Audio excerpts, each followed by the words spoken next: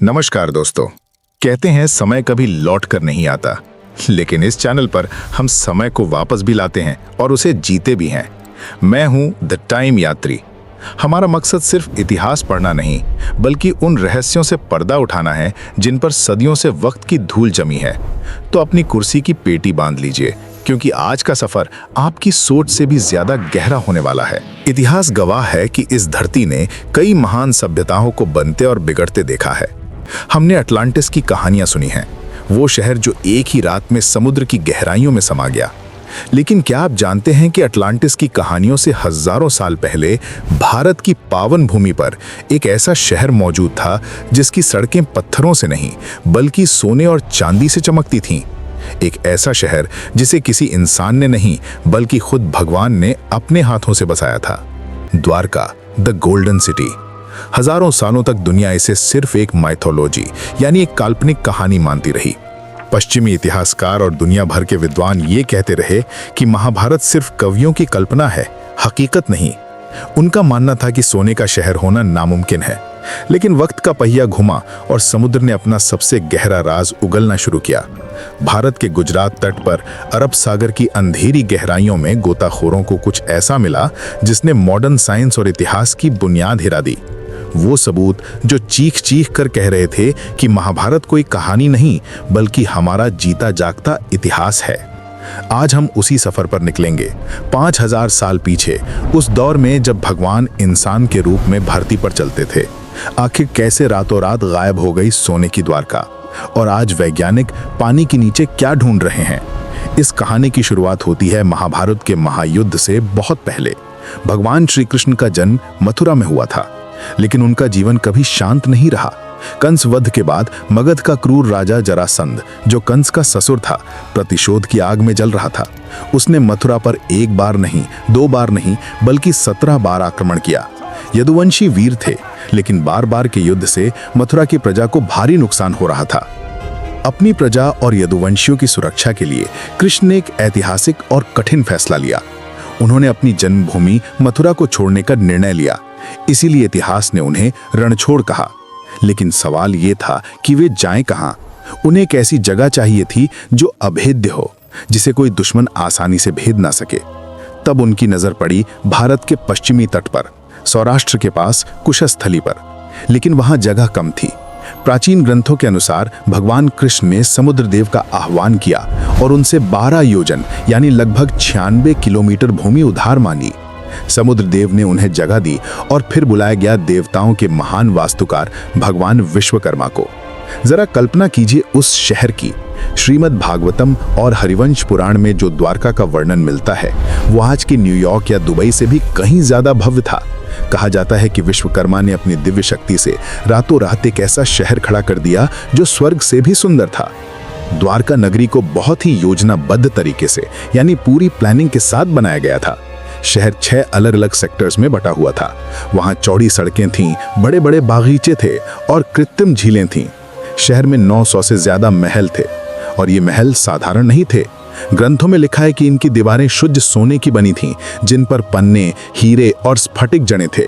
जब सूरज की किरणें इन महलों पर पड़ती थीं, तो पूरा शहर एक दिव्य रोशनी से जगमगा उठता था। शहर के बीचों बीच था भगवान कृष्ण का मुख्य भवन, सुधर्मा सभा, जहां बैठकर वे न्याय करते थे। इस शहर की सुरक्षा इतनी जबरदस्त थी कि इसे द्वारवती कहा गया, यानी कई दरवाजों वाला शहर। ये उस समय की दुनिया का सबसे अमीर और शक्तिशाली बंदरगाह था, जहां दूर दूर के देशों से व्यापारिक जहाज आया करते थे। सब कुछ खुशहाल था, लेकिन नियति को कुछ और ही मंजूर था। समय हमेशा एक जैसा नहीं रहता। कुरुक्षेत्र के मैदान में महाभारत का भीषण युद्ध लड़ा गया। 18 दिनों तक चले इस युद्ध में करोड़ों योद्धा मारे गए। पांडव जीत तो गए, लेकिन जीत की कीमत बहुत भारी थी। लाशों के ढेर पर खड़े होकर कौरवों की माता गांधारी ने जब अपने 100 पुत्रों को मृत देखा, तो उनका ममता से भरा हृदय क्रोध से भर गया। वो जानती थी कि अगर भगवान कृष्ण चाहते तो अपनी माया से इस युद्ध को रोक सकते थे। अपने पुत्रों के शवों के बीच खड़ी गांधारी ने रोते हुए कृष्ण को एक ऐसा श्राप दिया जिसने द्वारका के भविष्य पर कालिख पोत दी। उन्होंने कहा, हे कृष्ण, जैसे मेरे कुल का नाश हुआ है, जैसे कौरव वंश खत्म हुआ है, वैसे ही आज से ठीक 36 साल बाद तुम्हारे यदुवंश का भी नाश हो जाएगा। तुम्हारा ये सोने का शहर जिस पर तुम्हें इतना अहंकार है, इसे समुद्र निगल जाएगा, तुम अकेले रह जाओगे। भगवान कृष्ण ने मुस्कुराते हुए उस श्राप को स्वीकार किया, क्योंकि वे जानते थे कि उत्थान के बाद पतन निश्चित है। और ठीक 36 साल बाद वो काली घड़ी आ पहुंची। द्वारका में भयंकर अपशकुन होने लगे, तेज आंधियां चलने लगी, सूरज की रोशनी फीकी पड़ने लगी। यदुवंशी जो कभी धर्म के रक्षक थे, अब वे विलासिता, अहंकार और मदिरा में डूब चुके थे। प्रभास क्षेत्र में एक उत्सव के दौरान वे आपस में ही भिड़ गए। मदिरा के नशे में धुत होकर उन्होंने एक दूसरे पर ही हथियार उठा लिए। देखते ही देखते पूरा यदुवंश एक दूसरे को मारकर खत्म हो गया।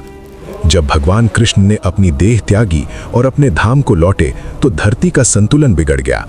अर्जुन, जो उस समय द्वारका की बची खुची महिलाओं और बच्चों को बचाने आए थे, उन्होंने अपनी आंखों से उस महाविनाश को देखा। महाभारत के मौसल पर्व में अर्जुन बताते हैं कि मैंने देखा कि समुद्र, जो हमेशा शांत रहता था, अचानक अपनी सीमाओं को तोड़ने लगा। पानी का स्तर तेजी से बढ़ने लगा। वो खूबसूरत महल, वो सोने की दीवारें जो कल तक आसमान को छू रही थीं, विशाल काली लहरें उन्हें ताश के पत्तों की तरह ढहा रही थीं। लोग चिल्ला रहे थे, भाग रहे थे, लेकिन समुद्र की भूख शांत नहीं हुई। देखते ही देखते मेरी आंखों के सामने पूरी की पूरी द्वारका नगरी पानी की काली गहराइयों में समा गई, और पीछे रह गया तो सिर्फ सन्नाटा। हजारों सालों तक ये कहानी दादी नानी की कहानियों में सिमट कर रह गई, लेकिन 1963 में भारत के एक महान आर्कियोलॉजिस्ट डॉक्टर SR राव ने एक ऐसा कदम उठाया जिसने इतिहास बदल दिया।